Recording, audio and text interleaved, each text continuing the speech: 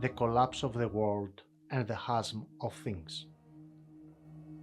I welcome you all to our free and open philosophical webinars.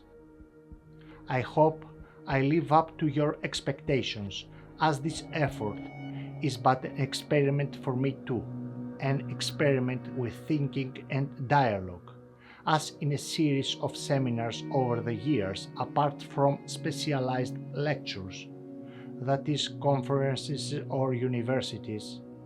I usually had an audience of no more than 10 or 15 people.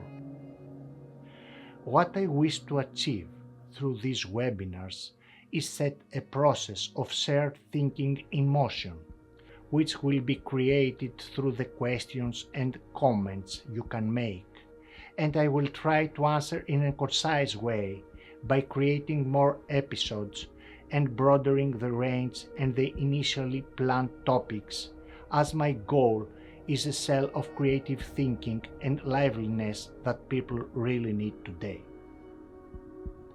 I believe in this collective synergy of the mind, even though I think it has been disrupted by degenerating systems, which we will elaborate on later. The theme of these webinars and parallel discussions will, however, regard a series of issues of the modern world, which will be highlighted through a series of recognized or ignored or even secret problems that will be raised under the prism of a radical philosophy, a philosophy that tries to discover that clue that show us the way and could lead some of us to a clearing, to a new perspective on things and a new space of life. Nevertheless, it is indeed a personal issue in terms of radical philosophical thinking what each one of us is willing to risk, as this is the prerequisite of any real thinking. Philosophy means that stability with change is at stake, as the free game of life lies in front of us once again. And this is because deep philosophical knowledge often requires us to risk ourselves, our identities. So we won't be seeking easy answers because we think that what exists before the discovery of a new place is the wild beauty and intensity of the journey. The great Cornelius Castoriadis will say that when you start asking questions, you've already entered a labyrinth, which means that you have to be willing to leave your safe harbor behind. And you have already started an adventure.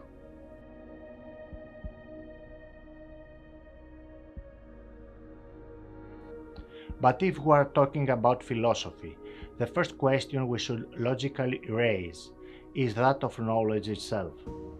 What is knowledge? How do we know something, and what can we actually know?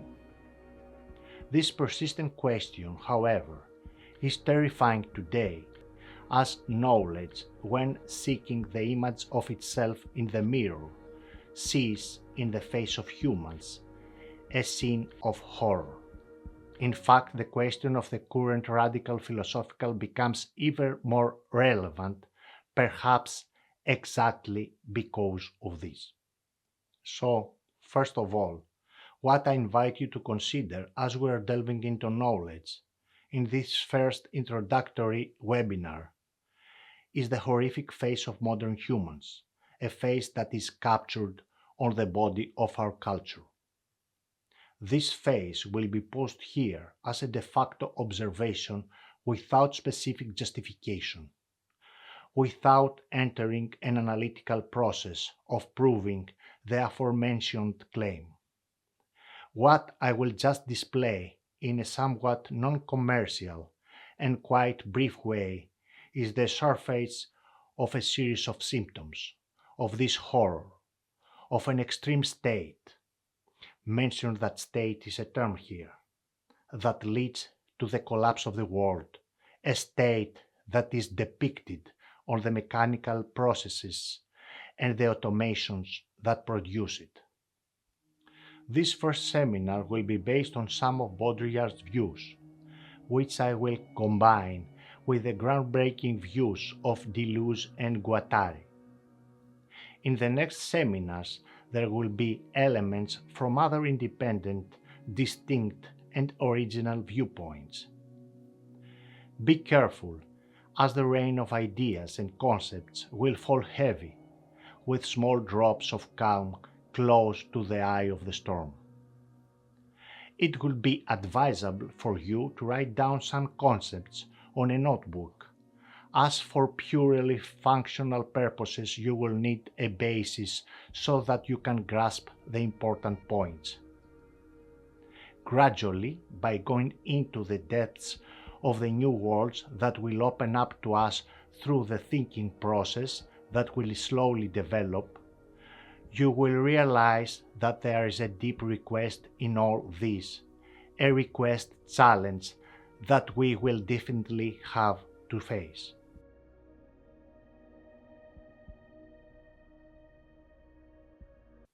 I will begin my introduction by quoting this ancient Greek final conclusion of the great dramatist Sophocles.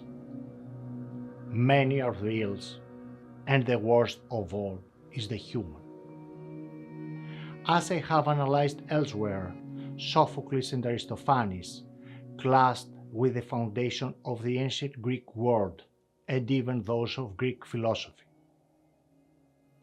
I will associate this pessimistic phrase, and I think that pessimism is directly connected to ancient Greek philosophy, with the following ascertainment by Baudrillard 2,500 years later, an ascertainment I will express in this way. We are all in a state of oversaturation and at the same time in a state of scarcity. Connected to everything, we lose everything. We are nothing. We have been eradicated. Baudrillard will say that the origin question was the moment when modernity exploded upon us, the moment of liberation in every sphere. Political liberation, sexual liberation, liberation of the forces of production, liberation of the forces of destruction, women's liberation, children's liberation, liberation of unconscious drives, liberation of art. The assumption of all models of representation as of all models of anti-representation. But all these liberations, all these finalities, he will say, are already behind us, without what we hoped for and expected having happened. The fact is that the revolution has well and truly happened, but not in the way we expected. Therefore, we have to live reality as if all these cancellations had not happened. Here, we definitely determine a kind of irrationality as it is revealed that the affirmation of social life is persistently negating its impasse. So, liberated things, according to the writer, have a feature that defines them. The fate of the things liberated, and the liberated human too, is an incessant commutation, and these things are thus subject to increasing indeterminacy, to the principle of uncertainty. So there is something pushing things and humans to explode beyond their limits. If we are talking about foundation, about values, in an effort to circle back to our conversation, we are talking about the direct prerequisites of knowledge action. If values correspond to the way that the human forces are understood and implemented, or just implemented, on the world, to the relation of the humans with the world and themselves. If the values are the mechanics that correspond to defining production models of the world, of the moral framework of the world. Now we know the void and the impasse they lead us to. But that's not all. Baudrillard is trying to show us the limit through the analysis of the stages of values he determines. But what are the stages of values in terms of knowledge and function, that is morals, according to Baudrillard? The first belongs to a world of the past and corresponds to a natural referent where the value was developed in relation to a natural use of the world. The latter corresponded to a general equivalent, and the value was developed in relation to the rationale of merchandise. The third corresponds to a code, and the value is unraveled in these in relation to a set of models. In the fourth stage, which concerns us, the fractal stage, or even the modern infectious stage, the value consists of the liberation of things from their signs, a process that liberates pure violence.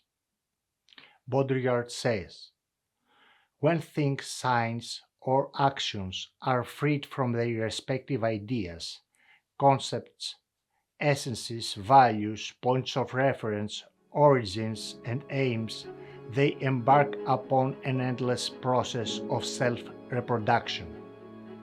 Yet things continue to function long after their ideas have disappeared, and they do so in total indifference to their own content. The paradoxical fact is that they function even better under these circumstances.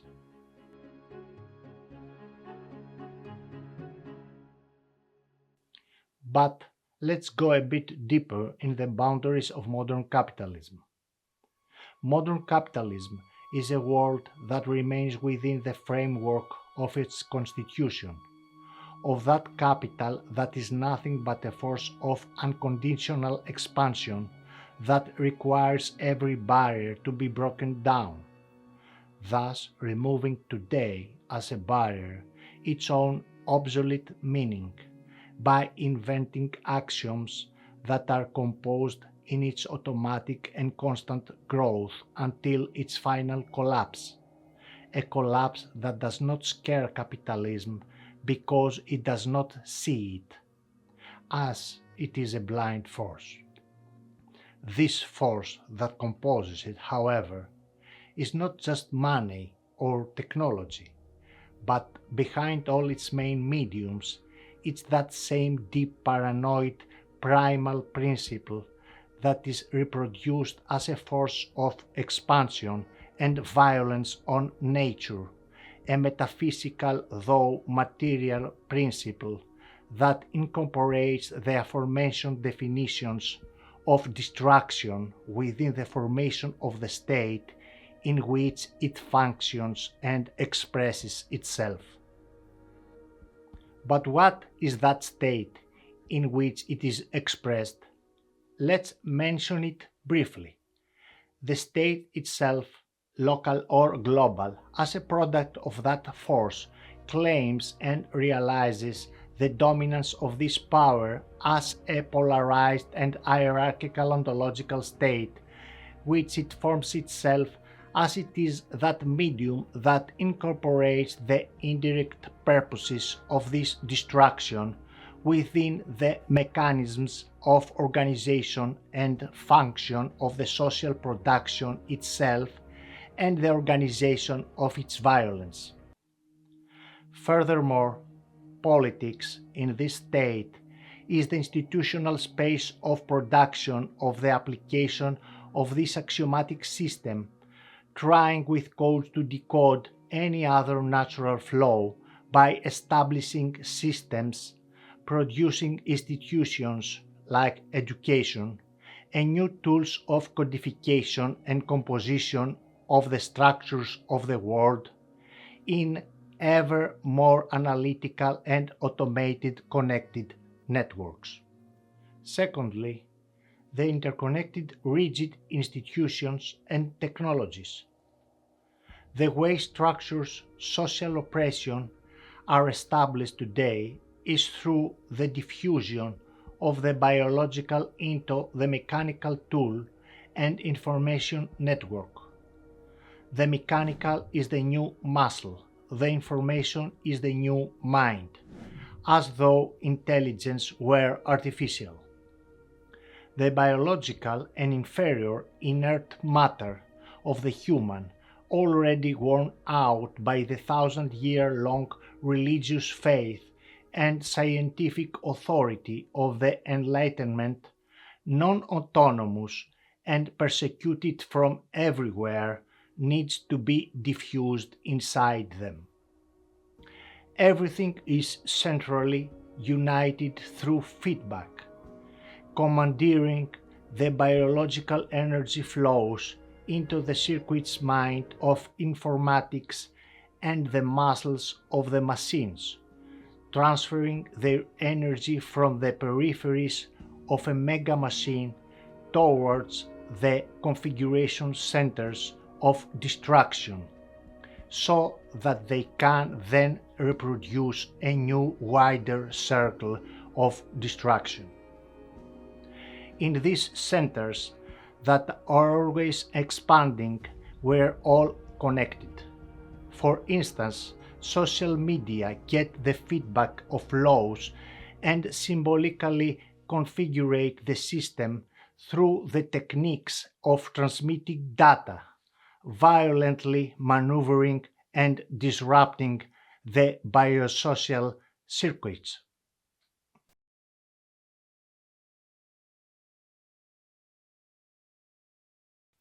So, I agree with all other thinkers like Deleuze and Guattari that the axioms of capitalism today are functional, not ideological, because they are not trying to convince anyone.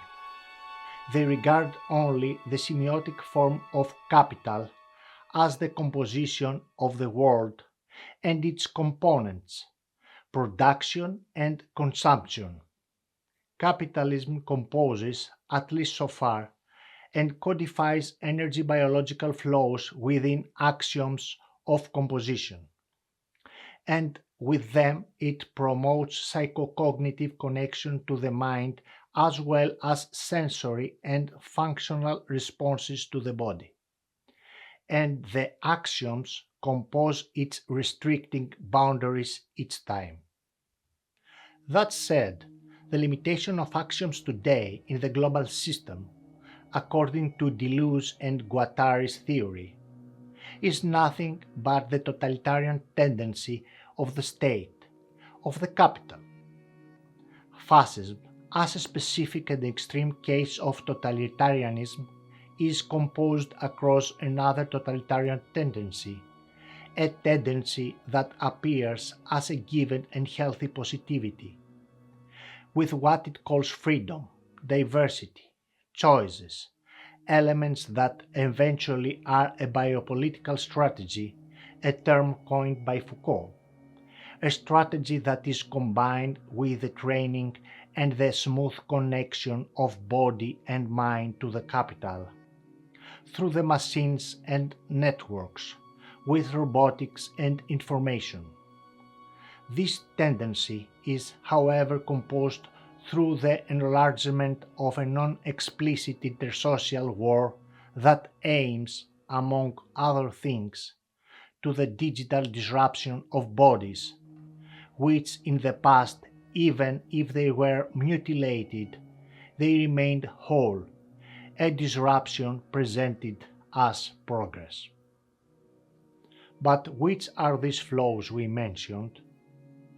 Deleuze and Guattari will say, the four principal flows that torment the representatives of the world economy or of the axiomatic are the flow of matter energy, the flow of population, the flow of food, and the urban flow. From these flows, we will focus on matter energy flow, which composes the organization structure of the matter knowledge. We will analyze the concept of knowledge in other videos. So, now in this context, we can explain political struggles as processes of displacement of axioms of the boundaries of capitalism in the framework of these four types of laws, struggles that remain, however, within capitalism.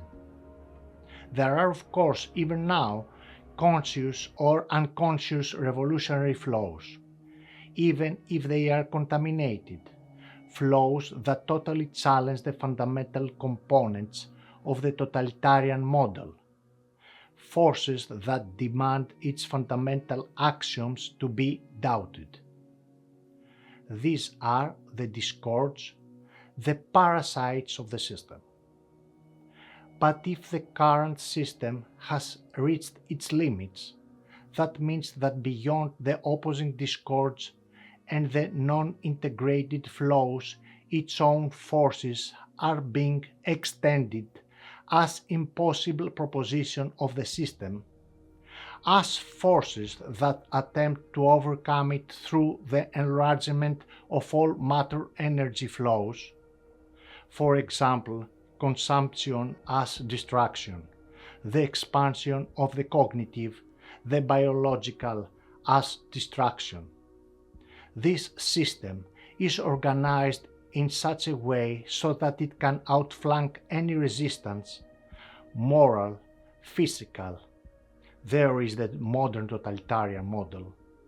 Thus, however, magnifying the emphasis of the system itself.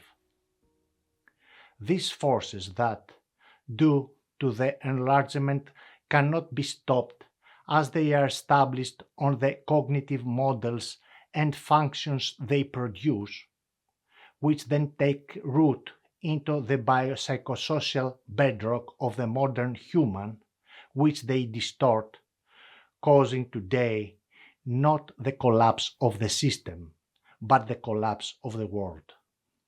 In this way today, humans are considered as entrapped. I am Konstantinos Aggelou, and this is a channel for radical philosophy. If you found what we talk about interesting, you can subscribe and like the video. You can also share it with anyone who would also be interested in these ideas.